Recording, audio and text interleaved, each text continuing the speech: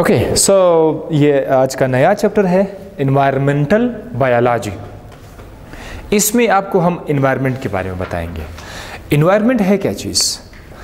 Environment उस जगह को बोलते हैं जहाँ हम और आप हम सब रहते हैं, या कोई भी जिंदा चीज़ जहाँ रहता है उस जगह को क्या कहते हैं? इन्वायरमेंट। जैसे कि हम लोग यहाँ पर है तो आसपास जितना भी एरिया है ये हमारा इन्वायरमेंट है। इन्वायरमेंट हमारा एक किस्म का घर है।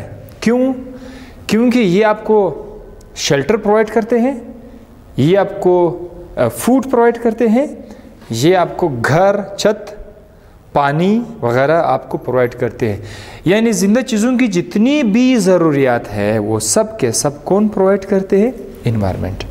खाना आपको कहाँ से मिलता है? बेशक आप पैसा खर्च करते हैं लेकिन वो आपको माहौल से मिलता है। कपड़ा बेशक आप पैसा खर्च करते हैं लेकिन कपड़ा आपको आपके माहौल से मिलता है, राइट? सो माहौल को समझना लाजमी है क्योंकि ये आपका घर है। अगर सही तंदुरुस्त माहौल रहा तो उसमें हम लोग भी सर्वाइव करेंगे, बाकी जानवर भी सर्वाइव करेंगे। अगर माहौल को डिस्टर्ब किया तो उसका नुकसान डायरेक्टली इनडायरेक्टली हमारे ऊपर भी आएगा। इसीलिए माहौल वाला जो चैप्टर है, इन्वायरमेंट का जो चैप्टर है, ये आप लोगों को स्पेशली बताया जा रहा है। इकोलॉजी पर आ जाते हैं। इकोलॉजी का मतलब ये है कि एक जिंदा चीज़ अपनी दूसरे जिंदा चीज़ों के साथ किस तरह रिएक्ट करती हैं, इंटरेक्ट करते हैं, और एक जिंदा चीज़ अपने माहौल के साथ किस तरह से इंटरेक्ट करते हैं। अगर आपने इसको स्टडी किया तो उसको हम लोग क्या कहेंगे? इकोलॉजी। इकोलॉजी ज़रा आप यहाँ पे देख लें। इकोलॉजी में लेट्स सपोज ये जिंदा चीज़ें हैं, ऑर्गेनिज्म है, ठीक है, इंसान है, इसी तरह से कोई और जानवर है, गाय है, बकरी है, मुख्तलिफ जिंदा चीज़ें एक साथ रह रहे हैं, और साथ साथ में इन सब के आसपास इनका जो माहौल है, इन्वायरमेंट है, ये भी है। इन्वायरमेंट के अंदर पे क्या चीज़ है? एयर है, हाँ, वाटर है और सॉइल है जी, ये सारे के सारे ये। तो ये जो जिंदा चीज़ें हैं ये इंडिपेंडेंट नहीं है। जिंदा चीज़ें आपस में भी एक दूसरे के साथ इंटरेक्ट करते हैं, राइट? इंटरेक्ट करते हैं कि नहीं करते हैं? बिल्ली का चूहे के साथ रिलेशन है, राइट? और इसी तरह से कछुए का जो है घास के साथ रिलेशन है। मुख्तलिफ जो लाइन है उनका फिर ज़ेब्रास के साथ रिलेशन है, उनको खाते हैं, पकड़ते हैं। तो माहौल के अंदर जिंदा चीज़ें एक दूसरे के साथ क्या करते हैं? इंटरेक्ट करते हैं। उनका एक दूसरे के साथ एक रिलेशन बन जाता है। जिंदा चीज़ों का आपस में एक रिलेशन बन जाता है। और जिंदा चीज़ों का माहौल के साथ, वाटर के साथ भी एक रिलेशन है कि नहीं है? हर जिंदा चीज़ वाटर के साथ इंटरेक्ट करते हैं, वो पानी को इस्तेमाल करते हैं, तो पानी और जिंदा चीज़ों के दरमियान क्या है? रिलेशन आ गया। इसी तरह जिंदा चीज़ें, मिट्टी के साथ भी उसका रिलेशन है। वो कैसे? मिट्टी में हम लोग कोई खेत वगैरह उगाएंगे तो उसका प्रोडक्ट हमें मिलेगा, तो मिट्टी के साथ भी हमारा रिलेशन है, और हवा के साथ भी हमारा रिलेशन है। वो कैसे? हम उसको यूज़ करते हैं। सो एक माहौल जो एक घर है, इसमें जिंदा चीज़ें भी हैं और नॉन लिविंग थिंग्स भी है। ये सब आपस में क्या कर रहे हैं? इंटरेक्ट कर रहे हैं। इन सब का आपस में क्या है? एक रिलेशन है, एक ताल्लुक है। सो इसको अगर आप स्टडी करोगे, इस ताल्लुक को किसके दरमियान है? जिंदा चीज़ों का आपस में और जिंदा चीज़ों का अपने माहौल के साथ जो ताल्लुक है, अगर आप उसको स्टडी करोगे तो फिर इसको क्या कहेंगे? इकोलॉजी। ओके, सो अब हम इन्वायरमेंट के अंदर आ जाते हैं। इन्वायरमेंट के अंदर क्या क्या चीज़ें हैं? एक माहौल के अंदर दो कंपोनेंट्स हैं पूरे माहौल को अगर आप देखें। एक जिंदा चीज़ें हैं और एक बेजान नॉन लिविंग थिंग्स हैं। तो जो बायोटिक फैक्टर्स होते हैं, बायोटिक फैक्टर्स, ये किसे कहते हैं? ऑल लिविंग, जो जिंदा चीज़ें हैं। कौन कौन जिंदा चीज़ें हैं? इंसान, okay, all living organism, human and other animals, वो सब के सब किस में आ जाते हैं? बायोटिक फैक्टर्स में आ जाएंगे। प्लांट्स भी इसी में आएंगे, राइट? और ए बायोटिक फैक्टर्स में क्या होगा? इसमें हम लोग क्या लिखेंगे? Non living part. माहौल का एक जिंदा हिस्सा है, एक नॉन लिविंग पार्ट है। सो नॉन लिविंग पार्ट को क्या बोलेंगे? Abiotic factor. अब इस एबायोटिक फैक्टर में आप क्या क्या ऐड करोगे? वाटर है, एयर है, सॉइल है, राइट, फर्नीचर है जिसमें आप लोग बैठे हुए, कुर्सी है। अच्छा, तो ये सारे के सारे क्या चीज़ें हैं? ये नॉन लिविंग आ गए। अब हम आ जाते हैं स्पीशीज़ की तरफ। स्पीशी क्या है? ऐसे जानदार जो आपस में एक दूसरे के साथ बहुत ज़्यादा सिमिलर होते हैं जानदार, और एक दूसरे के साथ मेटिंग करके बच्चे भी देते हैं, ऐसे जानदारों को क्या कहते हैं? स्पीशीज़। स्पीशी क्या है? ग्रुप ऑफ ऑर्गेनिजम्स, जानदारों का ग्रुप जो आपस में सिमिलर है और एक दूसरे के साथ मिलके क्या बनाते हैं, क्या देते हैं? इंटरब्रीड, मतलब मेटिंग करके बच्चे दे सकते हैं, कुदरती तौर पर बच्चे दे सकते हैं, और वो बच्चे भी क्या होंगे? आगे जाकर बच्चे देने के काबिल होंगे, फर्टाइल ऑफस्प्रिंग होंगे, तब हम उसको क्या कहेंगे? स्पीशी। जैसे कि बिल्ली बिल्ली बिल्ली बिल्ली और जितने भी कैट होते हैं वो आपस में कुदरती तौर पर इंटरब्रीड कर सकते हैं, सो वो सब के सब किस में आएंगे? स्पीशी में आएंगे। इसी तरह से जितने हमारे पास घोड़े हैं, ठीक है, हॉर्स, घोड़े जो है वो कुदरती तौर पर आपस में मेट करके बच्चे देते हैं, सो तमाम के तमाम घोड़े फिर अपनी तरफ से एक स्पीशी है। इसी तरह गाय अपनी तरफ से एक स्पीशी है, और इसी तरह से गंदम अपनी तरफ से एक स्पीशी है, इंसान अपनी तरफ से एक स्पीशी, क्योंकि सारे के सारे इंसान आपस में सिमिलर होते हैं और वो कुदरती तौर पर इंटरब्रीड कर सकते हैं। सो दैट इज़ वाई ये स्पीशी का डेफिनेशन हुआ। स्पीशी एक छोटा यूनिट है। किस चीज़ का छोटा यूनिट है? इन्वायरमेंट का। इन्वायरमेंट का छोटा यूनिट क्या है? स्पीशीज़ है। अब अगर आप देखें हैबिटेट पर आ जाए, हैबिटेट क्या चीज़ है? हर जिंदा चीज़ अपने माहौल के अंदर कोई किसी ख़ास जगह के अंदर रहता है, उस जगह को जहाँ ये रहते हैं, जहाँ इसकी ज़रूरियात पूरी होती हैं, जहाँ इसका घर होता है, जहाँ इसकी रिक्वायरमेंट्स मिल जाती है, उस जगह को कहते हैं हैबिटेट। फॉर एग्ज़ाम्पल, दरख्तों का जो टॉप है, इस पे कुछ परिंदे बैठते हैं, आराम करते हैं, यहाँ पर आ जाते हैं, सो वो जो जगह है, दरख्तों का जो टॉप है, वो परिंदों का हैबिटेट है। और इसी तरह से जंगलात के अंदर कुछ ऐसे जगह होते हैं जहाँ पर जानदार रहते हैं, जैसे कि लाइन है, लाइन अपने एक ख़ास जगह पे रहता है, सो वो लाइन का हैबिटेट है। सांप अपनी एक ख़ास जगह पे रहता है, वो सांप का हैबिटेट है। हर जानदार जहाँ रहता है उसको क्या कहते हैं? हैबिटेट। एक और चीज़ है जिसका नाम है निच। निच। अच्छा, हैबिटेट की जगह आप क्या लिखिए? The place where living organism live. हाँ, the place where living organisms live. अच्छा, इसी तरह एक और लफ्ज़ भी है, निच, NICHE, निच। निच का मतलब ये है the role played by an organism. Role played by an organism. एक जिंदा चीज जहां रहता है वहां उसका कोई किरदार तो होगा, कोई रोल तो होगा ना। मुख्तलिफ जानवरों का अपना अपना रोल है। बिल्ली का अपना रोल है, शेर का अपना रोल है, कछुए का अपना रोल है, डॉग का अपना रोल है, ज़ेब्रा का अपना रोल है। तो जो जानदार का जो रोल है, बिहेवियर है, उसको क्या कहते हैं? निच। लेट सपोज बिल्ली है, चूहे के पीछे भाग रही है, चूहे को पकड़ रही है, सो ये बिल्ली का रोल है। दिस इज कॉल्ड द निच ऑफ द कैट, राइट। सांप क्या है? सांप जो है वो छोटे छोटे जानदारों को पकड़ रहे हैं, मेंढक को जो है पकड़ रहे हैं, या लेजर्ड को पकड़ रहे हैं। सो ये सांप का रोल है, और हम उसको बायोलॉजी में क्या कहेंगे? निच कहेंगे। So niche is what? The role played by an organism. अच्छा, हैबिटेट के बाद एक और लफ्ज़ है हैबिटेट डिस्ट्रक्शन। देखिए, इस माहौल के अंदर ये माहौल है और यहाँ पर एक जानदार रहता है, ये उसका घर है। आपने क्या किया? आपने इसको डिस्ट्रॉय कर दिया।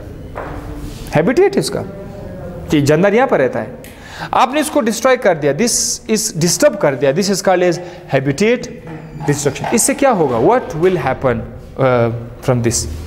अगर हमने किसी जानदार के हैबिटेट को डिस्टर्ब कर दिया, उसके घर को उजाड़ दिया, सो व्हाट विल हैपन? तो वो भी डिस्टर्ब हो जाएगा, वो जानदार डिस्टर्ब हो जाएंगे, हो सकता है उसका नस्ल ख़त्म हो जाए, और ये पूरे माहौल के लिए एक बहुत बड़ा नुकसान है। कुदरत ने जो माहौल बनाया हुआ है उसके अंदर हर जानदार का एक ख़ास किरदार है। ये सब तमाम के तमाम जानदार अगर बैलेंस रहेंगे तो ये माहौल ज़िंदा रहेगा। अगर उनका बैलेंस डिस्टर्ब हुआ, कोई एक किस्म का जानदार ख़त्म हुआ, तो उसका असर पूरे माहौल पे पड़ेगा, राइट। इसीलिए तो आजकल इंसानों ने इतनी बड़ी बेवकूफ़ी की कि कई जगहों पर उन्होंने हैबिटेट को डिस्टर्ब कर दिया है, जिसकी वजह से कुछ जानदार आजकल हमारी हाथों जो है वो हमारी ज़मीन से गायब हो रहे हैं, और शायद इसका एक बहुत बड़ा थ्रेट हमारे लिए फ्यूचर में हमें मिले तो उसका बहुत बड़ा नुकसान होगा कि फिर हम उसको रिवर्स भी नहीं कर सकते हैं। ये चैप्टर आपको इसीलिए पढ़ाया जा रहा है, समझाया जा रहा है कि आप लोग अपने माहौल की सबसे ज़्यादा हिफाजत करोगे। माहौल, क्योंकि हम सिर्फ अपने घर, जिधर हम अपने पर्सनल घर में रहते हैं, सिर्फ हम उसकी हिफाजत करते हैं, हम समझते हैं कि वो हमारा अपना घर है। दरअसल ओरिजिनल घर जो है आपका, मजमूई तौर पर ये जो जितना भी माहौल है, दुनिया है, ज़मीन है, ये सब के सब हम और आपका माहौल है। हम अपने घर को सजाते हैं लेकिन अपने माहौल को नहीं सजाते। हम ये नहीं सोच रहे थे कि हमारे माहौल में इस वक्त क्या हो रहा है, क्या नुकसान हो रहा है, कौन से जानवर गायब हो रहे हैं, कौन जानवर गायब नहीं हो रहे हैं, ये हमें पता नहीं है। सो दैट इज़ वाई आपको ये समझाया जा रहा है। आपके एग्ज़ाम के लिए दिलचस्प चैप्टर भी है और साथ साथ आपके लाइफ के लिए भी एक इम्पोर्टेंट नॉलेज आपको देगा। So now come to population. Population जो है वो स्पीशी के बाद एक बड़ा यूनिट है। सबसे छोटा यूनिट क्या था? स्पीशी था। स्पीशी के बाद दूसरा यूनिट जो है वो है पॉपुलेशन। ये थोड़ा सा बड़ा यूनिट है। पॉपुलेशन में क्या होगा, इसमें हमारे पास group of sorry not group but number of organism, बल्कि स्पीशीज नहीं, number of organism of a species. एक स्पीशी के जानदारों की जो तादाद है उसको क्या बोलते हैं? पॉपुलेशन। लेट्स सपोज इस कमरे के अंदर एक पूरे इंसान बैठे हुए हैं, तो ये तो इस इंसान सारे एक स्पीशी है। कितनी तादाद है? 1 2 3 4 5 10 11 12 13 जितने भी है, ये क्या है? ये हमारी पॉपुलेशन है, कमरे की पॉपुलेशन है, इस कमरे की। अगर आप कमरे से बाहर जाओगे तो आपको शहर नजर आएगा। हाँ, क्वेटा शहर है। क्वेटा शहर में इंसानों की तादाद कितनी है?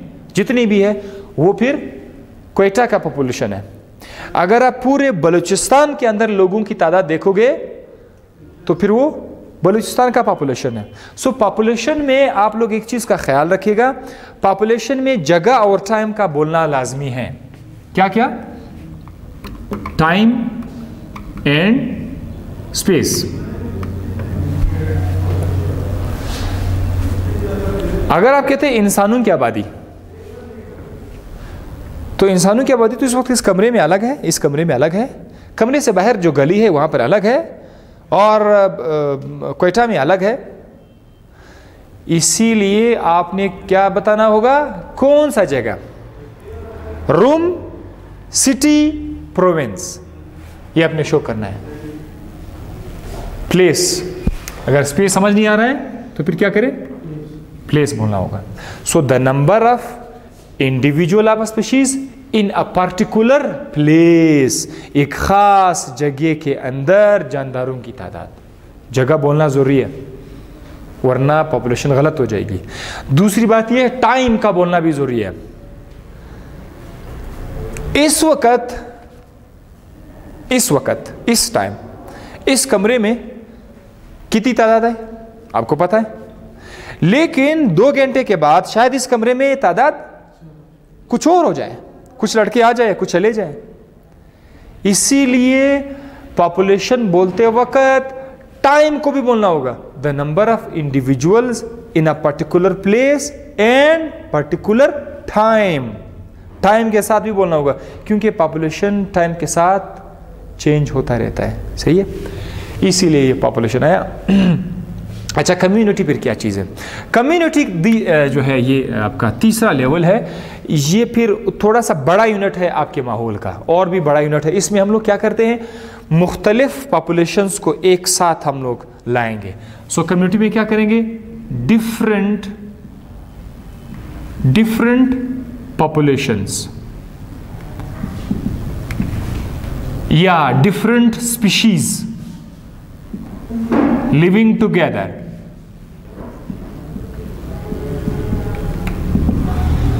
मुख्तलिफ पॉपुलेशंस एक साथ रह रहे हैं। देखिए, जहां भी आप, जैसे कि आप क्वेटा शहर में आप आइए, वहां पर सिर्फ इंसान है और कुछ नहीं है, और कोई दूसरी स्पीशी नहीं है। कुत्ते हैं, दरख्तें हैं, बिल्ली है, चूहे हैं।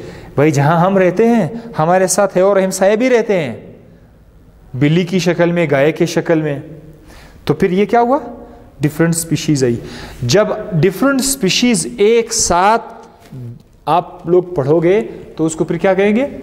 कम्युनिटी। तो पॉपुलेशन से कम्युनिटी थोड़ा सा बड़ा लेवल है। क्यों?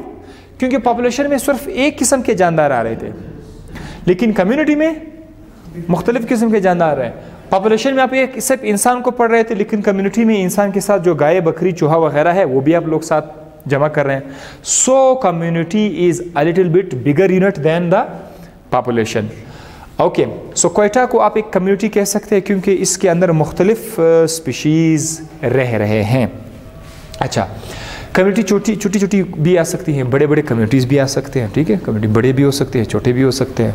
मिसाल के तौर पर बड़े जंगल में आप चले जाएं, बहुत मशहूर फॉरेस्ट में आप चले जाएं, वहाँ पर मुख्तलिफ किस्म के जानदार आपको मिलेंगे, तो वो सारा का सारा एक कम्युनिटी है। अब इकोसिस्टम की तरफ आ जाते हैं। इकोसिस्टम जो है, इसको मैं 4 लेवल का बताऊंगा कि इकोसिस्टम जो है वो कम्युनिटी से भी बड़ा यूनिट है। इकोसिस्टम के अंदर आप लोग क्या करते हैं? कम्युनिटी के साथ साथ आप लोग नॉन लिविंग एनवायरनमेंट भी आप लोग ऐड कर देते हैं। जिंदा चीजें तो है सारे के सारे, साथ साथ आप उसके साथ क्या ऐड करते हैं?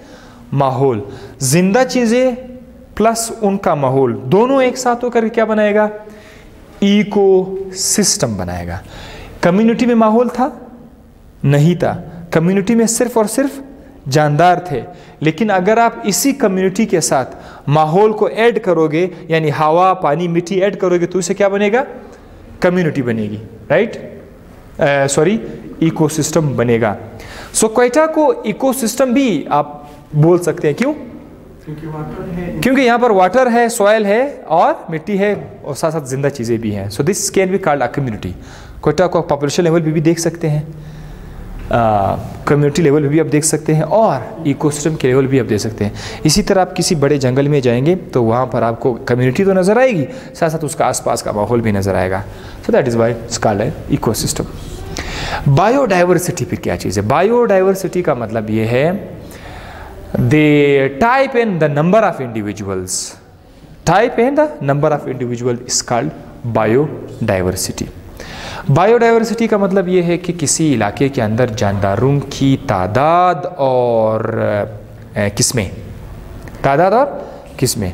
देखिए, एक जगह है वहाँ पर 10 बिल्ली हैं, 5 चूहे हैं, हाँ, 10 cats, 5 चूहे हैं, 10 लोग हैं। कितने हो गए? 25। नंबर 25 है। टाइप्स कितने हैं? 3 टाइप्स है ना।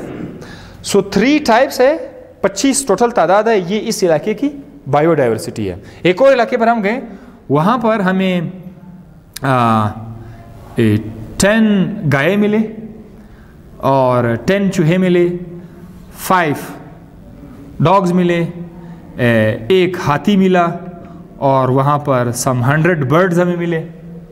ये इलाका, इसके अंदर जानदारों की तादाद ज़्यादा है और साथ साथ उसकी किस्में भी ज़्यादा है। इसमें 3 किस्म के जानदार थे और इसमें 5 किस्म के जानदार होते हैं। So this is called the biodiversity. Biodiversity मतलब किसी इलाके के अंदर जानदारों की तादाद और किस्में, दैट्स कॉल्ड एज बायोडाइवर्सिटी। अच्छा, शुरू में ज़मीन पे शुरू में बायोडाइवर्सिटी ज़्यादा थी या आज ज़्यादा है? शुरू में ज़मीन पर जानदारों की तादाद आज से कई लाख साल, हज़ार साल पहले जो थे वो लाइफ सिंपल थी, लेकिन आजकल जानदार मुख्तलिफ आए हुए हैं। बायोस्फीयर फिर क्या चीज़ है? ये उससे भी सबसे बड़ा और फाइनल यूनिट है, सबसे बड़ा और फाइनल यूनिट है। बायोस्फीयर में आप क्या करते हैं? ऑल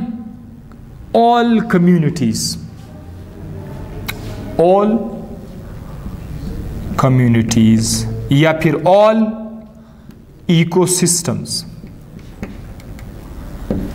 इन सब को जब आप एक साथ करोगे, दुनिया में कितने सारे इकोसिस्टम्स हैं, जब आप उन सब को एक साथ करोगे तो उससे क्या बनेगा? बायोस्फीयर बनेगा। बायोस्फीयर का एक और डेफिनेशन ये भी है कि ज़मीन का वो हिस्सा जहाँ जिंदा चीज़ें आबाद है, ज़मीन का वो हिस्सा जहाँ ज़िंदगी एग्जिस्ट करती है, जहाँ लाइफ एग्जिस्ट करती है, उस हिस्से को क्या कहते हैं? बायोस्फीयर। जब हमने देखा कि ये हमारी ज़मीन है, तो हमारी ज़मीन के किनारे पर ये जो किनारा है, यहाँ पर जिंदा चीज़ें आबाद है, जंगलात है, समंदर है, सब के सब आ रहे हैं। ये जो किनारा है इसमें सारे के सारे जंगलात शामिल हैं, सारे के सारे समंदर शामिल हैं और सारे के सारे पहाड़ भी शामिल हैं। ये जो किनारा है ज़मीन का, इसको बोलते हैं बायोस्फीयर। बाकी अगर आप इधर आ जाओगे तो कुछ नहीं है, कोई लाइफ नहीं, देयर इज नो लाइफ। ये छोटा सा हल्का सा जो किनारा है, यहाँ पर पूरा का पूरा लाइफ एग्जिस्ट करता है। This is called as biosphere. आपकी किताब में बायोस्फीयर को एक एप्पल के साथ कंपेयर किया हुआ है कि अगर आप सेब का छिलका देखें तो हमारी बायोस्फीयर बिल्कुल छिलके की तरह है। पूरा सेब कितना मोटा है लेकिन उसका छिलका कितना पतला है। सो बायोस्फीयर ज़मीन के मुकाबले में निहायत ही पतला सा रीजन है, छोटा सा इलाका है जहाँ जिंदा चीज़ें आबाद है। So that is called as biosphere, part of the life या a part of the earth where life exist. ज़मीन का वो हिस्सा जहाँ लाइफ एग्जिस्ट करते हैं, जहाँ ज़िंदगी है। सो सबसे बड़ा यूनिट क्या है? बायोस्फीयर। सबसे छोटा यूनिट क्या है? स्पीशीज़। आपने एक स्पीशीज स्टार्ट करके बायोस्फीयर पे ख़त्म कर दिया। Role of biotic components. Biotic components क्या है? बायोटिक जिंदा चीज़ें। हम सबसे पहले जिंदा चीज़ों की तरफ आ जाते हैं। हमारे माहौल के अंदर जिंदा चीज़ों को 3 कैटेगरीज में डिवाइड किया हुआ है। तमाम के तमाम जिंदा चीज़ों को 3 कैटेगरीज में हमने डिवाइड किया हुआ है। सबसे पहला क्या है? प्रोड्यूसर्स हैं। दुनिया है जहाँ में जितने भी जानदार हैं जो अपना खुराक खुद तैयार करते हैं, उनको क्या कहते हैं? Yes, plants. सूरज की रोशनी से अपना खुराक खुद तैयार करते हैं, सो प्लांट्स को क्या कहेंगे? प्रोड्यूसर्स। दूसरा, वो दुनिया के तमाम जानदार जो अपना खुराक खुद तैयार नहीं कर सकते हैं, वो सब के सब क्या कहलाएंगे? कंज्यूमर। इसमें कौन कौन शामिल है? गाय, भेड़, बकरी, इंसान, शेर, मेंढक, ग्रासहॉपर, ये सारे के सारे किस में शामिल है? कंज्यूमर में शामिल। तो कंज्यूमर क्या है? दुनिया है जहाँ के सारे जानदार जो अपना खुराक खुद तैयार नहीं कर सकते। इसको फर्दर मैंने क्लासिफाई किया हुआ है वहाँ पर। डीकम्पोजर्स क्या है? ये ऐसे जानदार होते हैं जो इन दोनों को खाते हैं, तोड़ देते हैं। ये क्या क्या हो सकते हैं? बैक्टीरिया हो सकते हैं, जरासीम प्लस फंजाई। इनमें ये कुदरत, ये है छोटे छोटे जानदार, बैक्टीरिया एंड फंजाई। बड़े स्मॉल बैक्टीरिया, बड़े स्मॉल, बहुत ही स्मॉल ऑर्गेनिज्म है। और इनकी ड्यूटी क्या है? नेचर ने इनकी ड्यूटी लगाई हुई है कि ये जो कंज्यूमर है या प्रोड्यूसर है, ये जब मर जाते हैं तो इनकी जिस्म को तोड़ना होगा। ये मजदूरी कौन करेंगे? ये बैक्टीरिया और फंजाई करेंगे। समझ आ रही है? तो ये असल में इसको रिसाइकलिंग भी बोलते हैं। ये सारे इन जानदारों को जो मर जाता है ये उनके जिस्म को तोड़ देते हैं और उनका जिस्म के जो कंपोनेंट्स है दोबारा से वो माहौल को दे देते हैं कि माहौल उससे फिर से नए नए प्लांट और जानदार बनाए। सो इसीलिए ये हमारे इस माहौल का एक बेहतरीन हिस्सा है बैक्टीरिया एंड फंजाई। और इनका हेडिंग क्या है? डीकम्पोजर्स। दे डिकम्पोज। डिकम्पोज का मतलब क्या है? तोड़ देना। ठीक है, डीकम्पोज का मतलब है तोड़ देना। इसको तोड़ते हैं। अब देख, एक सेब है, आप ज़रा उसको छोड़ दो, एक 5 दिन 10 दिन 1 महीने के बाद ज़रा आप चेक करें, वो सेब सारा का सारा गल सड़ के गला सड़ा हुआ होगा और फिर वो कुछ टाइम के बाद बिल्कुल ख़त्म हो जाते हैं। तो आप ज़रा सोचे कहाँ चला गया ये? वेयर? आसमान की तरफ उड़ा? नहीं, वो जो सेब है उसके ऊपर छोटे छोटे जानदार हैं, वो आकर उसके छोटे छोटे टुकड़े कर देते हैं। वो टुकड़े वापस मिट्टी का हिस्सा बन जाते हैं या हवा का हिस्सा बन जाते हैं। इसीलिए कि हम लोग अपने सादा अल्फाज में बोलते हैं कि सेब डिकम्पोज हुआ। इसी तरह कोई भी जिंदा चीज़ जब मर जाते हैं तो बाद में उसकी डिकम्पोजिशन स्टार्ट हो जाती है। सो कंज्यूमर को मैंने फर्दर थोड़ा सा वो किया, क्लासीफाई किया। कंज्यूमर हमारे पास 3 टाइप्स के हैं। एक का नाम है प्राइमरी कंज्यूमर, जिसको आप लोग हार्बिवोरस भी बोलते हैं। प्राइमरी कंज्यूमर का मतलब ये है कि वो जानदार जो सिर्फ और सिर्फ प्रोड्यूसर को खाते हैं, घास खाते हैं, बस, they are called as primary consumer. अब लेट्स सपोज ये जो है हमारे पास ग्रास है, ठीक है?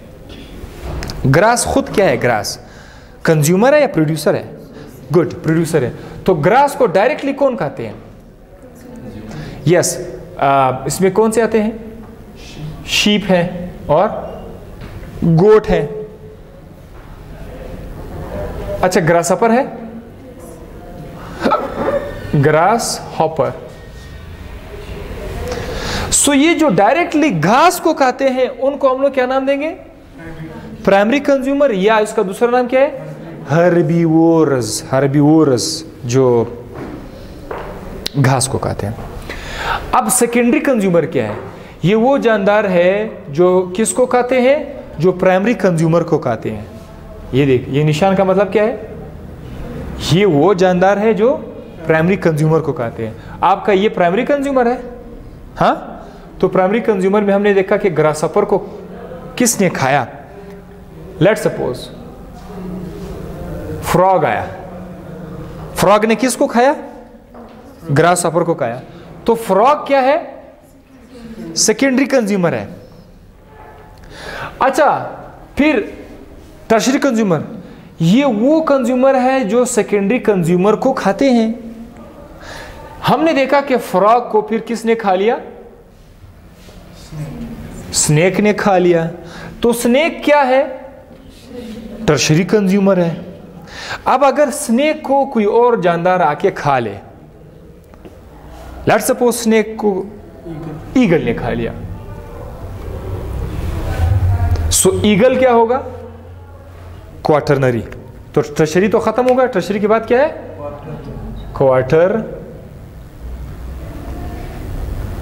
क्वाटरनरी कंज्यूमर ही आ जाए। सो कंज्यूमर को हमने फर्दर कितने में डिवाइड किया? 4 में। Primary consumer, secondary, tertiary and quaternary. इस एग्जांपल को जरा आप गौर से देखें, इसी एग्जांपल को जरा आप गौर से देखें, इसी से आपको ये वाले बाकी टॉपिक समझ आएंगे। ट्रॉफिक लेवल क्या चीज़ है? ट्रॉफिक लेवल माहौल के अंदर जो जानदारों के दरमियान एक किस्म का रिलेशन है खुराक का, उस खुराक के रिलेशन को क्या कहते हैं? Trophic level. Different feeding level, feed का मतलब क्या है? खुराक का। जैसे कि ये देखें, ग्रासेस को इन्होंने खा लिया, इनको फिर इसने खा लिया, इसको फिर इसने खा लिया। इसको बोलते हैं फीडिंग लेवल या ट्रॉफिक लेवल। ये ग्रास पहला ट्रॉफिक लेवल है, फर्स्ट ट्रॉफिक लेवल, क्योंकि सबसे पहले खुराक आपको कहां से मिलेगा? ग्रास से मिलेगा। सो ग्रास आपका क्या है? First trophic level. ग्रासेस को किसने खा लिया? शीप, गोट, इन्होंने खा लिया, हर्बिवोर्स ने खा लिया। So this is your second trophic level. खुराक पहले ग्रासेस में था, खुराक अब यहां से ट्रांसफर हुआ, कहां पे चला गया? इधर आ गया, कंज्यूमर में आ गया। फिर जो फ्रॉग है ये आपका 3rd ट्रॉफिक लेवल है, स्नेक आपका 4th ट्रॉफिक लेवल है और ईगल आपका 5th ट्रॉफिक लेवल है। सो आपके सामने एक चीज आप देख रहे हैं, खुराक ट्रांसफर हो रहा है, खुराक ट्रांसफर हो रहा है। कहां से कहां? हमेशा कहां से शुरू होगा खुराक transfer? From the producer. So producer से 2nd ट्रॉफिक लेवल में आएगा खुराक, फिर यहां पर आएगा, फिर यहां पर, फिर यहां पर आएगा। खुराक ट्रांसफर कर रहा है, मूव कर रहा है। एक तो इसको आप ट्रॉफिक लेवल ही बोलते हैं, दूसरी मजे की बात यह है कि इसी में एक और टॉपिक भी कवर हो जाएगा जिसका नाम है फूड चेन। फूड चेन अब क्या चीज है? ये जो जानदारों के दरमियान जो खुराक का ताल्लुक बन रहा है, इस ताल्लुक को बोलते हैं फूड चेन। मिसाल के तौर पर हम बोलते हैं भाई ए को किसने खा लिया? बी ने खा लिया। बी को किसने खा लिया? सी ने खा लिया, और उसको फिर डी ने खा लिया, फिर उसको ई ने खा लिया। ये जो जानवरों के दरमियान जो खुराक का एक रिलेशन है, लिखा हुआ है feeding relationship among the organism is called as food chain. ये एक जानदार है, लेट सपोज ये मुर्गी है, ठीक है, मुर्गी है, सी इज मुर्गी।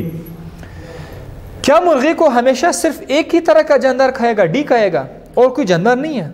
लेट सपोज डी जो है, डी आपका केट है, सॉरी ये डॉग है, डी इज डॉग, और ये क्या है?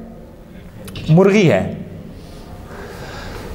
सो मुर्गी को सिर्फ और सिर्फ डॉग तो नहीं खाते हैं, मुर्गी को कभी कभी केट भी तो खाते हैं, हाँ। और ये जो केट है ये एक और चीज एक्स को भी खा रहे होते हैं। केट सिर्फ मुर्गी को खाते हैं? केट तो ऐसा है कि वो माइस को भी खाते हैं। सो अब आप देखिए, आपके पास एक फूड चेन आया, 2, 3। हमारी ज़मीन में ऐसा फूड चेन आपको नहीं मिलेगा सीधा। हमारे ज़मीन में आपको बहुत सारे फूड चेन्स मिलेंगे जो आपस में एक दूसरे के साथ मिले हुए हैं। इसकी मेन वजह क्या है कि फूड चेन आपस में मिले हुए हैं। कुछ जानदार एक से ज़्यादा खुराक खाते हैं। अगर मुर्गी को सिर्फ और सिर्फ डॉग खाता, इसके अलावा मुर्गी को और कोई जानदार नहीं खाता, फिर हमारे दुनिया में सारे के सारे फूड चेन ही होते, सिर्फ single.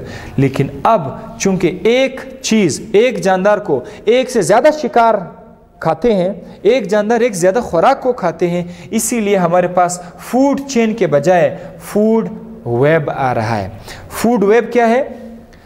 Combination of mini food chain. ये एक फूड चेन है, A B C D E, D को फिर किसी और ने खा लिया, क्यू ने, क्यू को फिर एल ने खा लिया, तो ये एक और फूड चेन है, ये एक और फूड चेन है। बहुत सारे फूड चेन जब आपस में मिल जाएंगे तो उनको क्या कहेंगे?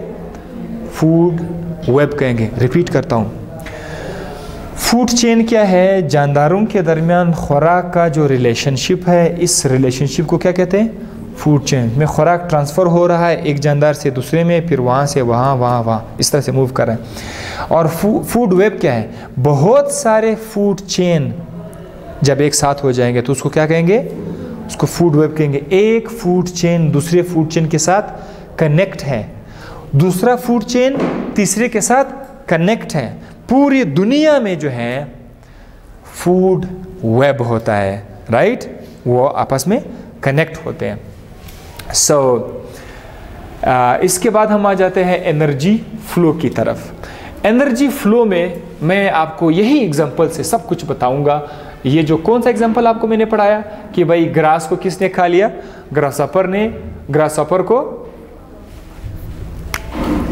फ्रॉग ने खा लिया, ठीक है। इसी से मैं आपको एक और चीज़ भी बताऊंगा, वो है एनर्जी फ्लो। एनर्जी फ्लो ये बड़ा स्पेशल टॉपिक है, बहुत ही दिलचस्प टॉपिक है एनर्जी फ्लो का। ज़रा देखिए, ग्रासेस अपना खुराक तैयार करने के लिए किस एनर्जी का हेल्प लेते हैं? वेरी गुड, सन। हाँ, सूरज की रोशनी एनर्जी है या नहीं है? सबको पता है कि सूरज की रोशनी एक एनर्जी है। हमारी दुनिया को एक बहुत बड़ा सा टरबाइन चला रहा है, वो है सूरज। सूरज एक बार हड़ताल करे, रोशनी ना दे, हमारी ज़मीन पे सारा निज़ाम धर्म भरम हो जाएगा, ख़त्म। ये बाहर से हमें फंड मिल रहा है सूरज की रोशनी की शक्ल, मुफ्त मुफ्त। तो सबसे पहले ये जो रोशनी है ये कहाँ पर आ जाएगी? ग्रास इससे बन जाएगी। ग्रास का वज़न है, ग्रास का मास है, सब के सब इस रोशनी से बन जाएगी। इस रोशनी यानी ये जो एनर्जी जो ग्रास में आ रही है, ग्रास क्या करेगी? ग्रास उस रोशनी का कुछ हिस्सा ज़ाया कर देगी, थोड़ा सा हिस्सा, मैं ऐसा लिख देता हूँ, ये थोड़ा सा हिस्सा एनर्जी का ज़ाया करेगी हीट की शक्ल में। बकाया सारा का सारा एनर्जी ग्रास की बॉडी में आ जाएगा, ठीक है। उसके बाद ग्रास को किसने खा लिया? शीप, गोट, ग्रासहॉपर ने खा लिया। ये जो एनर्जी जो बच गई थी, लेट्स सपोज यहाँ सन से कितनी परसेंट एनर्जी आ रही है? 100%। 100% में से 5% एनर्जी गायब हो गई। ग्रास के अंदर कितनी एनर्जी आ गई? 95% एनर्जी। इस 95% एनर्जी का फिर से कुछ हिस्सा क्या हो जाता है? ज़ाया हो जाता है। बकाया जो है वो उसे भेड़ बन जाते हैं, बकरी बन जाते हैं, ग्रासहॉपर बन जाते हैं। तो जब ये बन जाएंगे तो यहाँ पर तो सारा का सारा एनर्जी नहीं आएगा, इधर एनर्जी कम हो जाएगी। कितनी परसेंट एनर्जी आ जाएगी? 80%। बाकी 15% कहाँ गया? वो हीट की शक्ल में गायब हो जाता है, वो निकल जाता है, उसे हम लोग कैच नहीं कर सकते हैं। इसी तरह जब इनको फिर जब फ्रॉग ने खा लिया, ग्रासहॉपर को फ्रॉग ने खा लिया, शीप और गोट को शेर ने या इंसान ने खा लिया, तो इनकी जो एनर्जी थी वो फिर कहाँ पर शिफ्ट हो जाएगी? दूसरे लेवल में शिफ्ट हो जाएगी। इधर फिर क्या होगा? कुछ एनर्जी लॉस होगी। सो यहाँ तक जो है 70% एनर्जी आ जाएगी। एक ट्रॉफिक लेवल से जब खुराक दूसरे ट्रॉफिक लेवल में आएगा तो उसके दौरान क्या होगा? कुछ एनर्जी ज़ाया हो जाएगी, बकाया उसका जिस्म उसे बनेगा। इसी तरह से इस लेवल से थर्ड ट्रॉफिक लेवल से एनर्जी किस में आएगी? 5th ट्रॉफिक लेवल में आएगी, और यहाँ से फिर कुछ एनर्जी ज़ाया हो जाएगी, और आखिरकार आखिरी ट्रॉफिक लेवल पे जो एनर्जी आएगी तो बहुत कम एनर्जी आएगी। सबसे ज़्यादा एनर्जी कहाँ पर होगी? प्रोड्यूसर लेवल पर, फर्स्ट ट्रॉफिक लेवल पर। सबसे कम एनर्जी जो है वो आपको लास्ट लेवल पर मिलेगी। आप मुझे बताओ, जो फूड चेन लंबे होते हैं उसमें वो ज़्यादा कामयाब ग्रुप होगा, या वो फूड चेन जिसमें जो बहुत छोटे छोटे होते हैं, ए से बी, बी से सी? यस, यहाँ पर सी को ज़्यादा एनर्जी मिलेगी, इसकी तादाद ज़्यादा होगी। लेकिन जो लंबे लंबे फूड चेन होते हैं उसमें एनर्जी बहुत कम पहुँचेगी, सो इसी की तादाद भी कम होगी, लॉन्ग फूड चेन। ये जो टॉपिक आपने अभी पढ़ा, this is called as energy flow. अगर मैं इस टॉपिक को एक डायग्राम की शक्ल में आपको बताऊं, जो अभी आप लोग सब कुछ समझ गए हैं, अगर मैं इसके एक डायग्राम की शक्ल में बताऊं तो उस डायग्राम को क्या कहेंगे? इकोलॉजिकल पिरामिड इसको बोलेंगे। भाई ये जो इकोलॉजिकल पिरामिड है ये एक किस्म का डायग्राम है जो हमें ये बताते हैं कि एक माहौल के अंदर एनर्जी किस तरह से एक ट्रॉफिक लेवल से दूसरी ट्रॉफिक लेवल की तरफ जाएगी, उसकी तादाद कैसे कैसे चेंज हो जाएगी। मैं आपको ये डायग्राम बता रहा हूँ। पिरामिड, इस शेप को बोलते हैं पिरामिड। इसमें कुछ हमने ब्लॉक बनाए हुए, ये एक ब्लॉक है, ये दूसरा ब्लॉक है, ये थर्ड ब्लॉक है, ये फोर्थ ब्लॉक है, फिफ्थ ब्लॉक है। दिस ब्लॉक जो बड़ा है इसको बोलते हैं फर्स्ट ट्रॉफिक लेवल। उसके बाद this is called second trophic level, and this is called third, this is called fourth, this is called fifth. कौन सा बड़ा एरिया शो कर रहा है? This one. उसके बाद ये छोटा हो रहा है, इसके बाद और भी छोटा हो रहा है। ये दरअसल किसकी तरफ इशारा है? अगर हम लोग एनर्जी को देखें तो फिर अगर हम इसको एनर्जी के लिए देखें तो this is called age pyramid of energy बोलेंगे उसको। यानी सबसे पहले फर्स्ट ट्रॉफिक लेवल पर एनर्जी क्या होगी? सबसे ज्यादा होगी।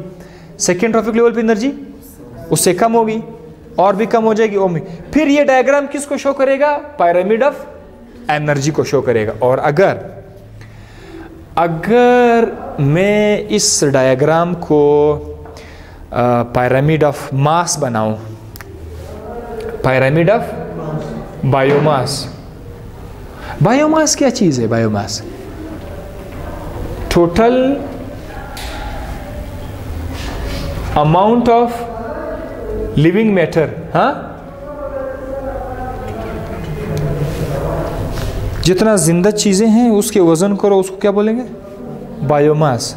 सारे के सारे दरख्तों का वज़न बायोमास, सारे के सारे इंसानों का वज़न बायोमास, सारे के सारे फ्रॉग है, स्नैक है, जितने भी उनका वो वज़न तो है ना, उसको भी बोलेंगे बायोमास। सो अगर मैं इस डायग्राम को बायोमास के लिए बना दूँ तो फर्स्ट टॉपिक लेवल पर आपको बायोमास बहुत ज़्यादा मिलेगा, बहुत सारे दरख्तें हैं, दरख्तें बहुत ज़्यादा हैं। उसके बाद ये लेवल क्या हो जाएगा, कम हो जाएगा। बायोमास क्यों कम हो गया, एनर्जी कम आ रही है। सो ये बायोमास, ये वाला लेवल छोटा हो जाएगा, ये उससे भी छोटा हो जाएगा, उससे भी, एंड लास्ट का जो बायोमास होगा वो सबसे स्मॉल होगा। तो ये पिरामिड अजीब सा डायग्राम है। ये पिरामिड एनर्जी को भी शो करता है, ये पिरामिड मास को भी शो करता है, और ये नंबर को भी शो करता है। नंबर मतलब तादाद।